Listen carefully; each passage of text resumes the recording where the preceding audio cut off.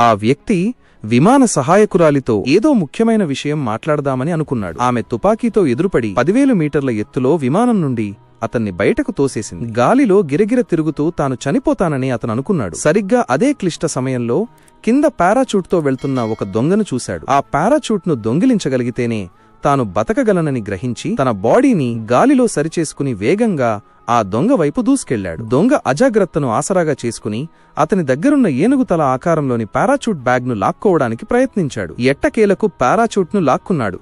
కాని ఇప్పుడు పారాచూట్ లేని ఆ దొంగ బతికేందుకు డాషాన్ కాలును గట్టిగా పట్టుకున్నాడు.